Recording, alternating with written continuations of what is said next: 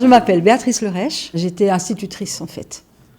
Pendant longtemps, donc, j'enseignais à des élèves, des adolescents.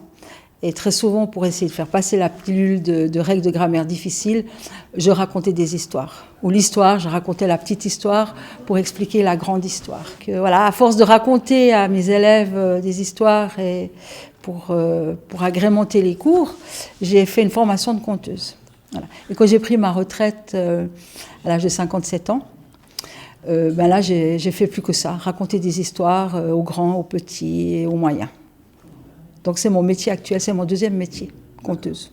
Je raconte des histoires tirées de la littérature orale, enfin, du monde de l'oralité plutôt.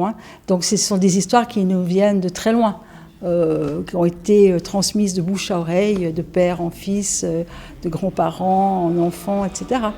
Donc c'est vrai que ces contes, souvent on les trouve par écrit maintenant. Si je prends l'exemple de tous les contes de Grimm, on les retrouve écrits. Mais au départ, c'était des paysans lors de veillées où on racontait ces histoires. Puis les histoires voyagent. Donc on retrouve ces mêmes histoires dans le monde entier. Il y a des chaperons rouges en Chine, en Amérique du Sud, en Asie centrale, etc. Donc voilà, je m'intéresse au voyage des contes aussi. Alors je raconte un peu de tout.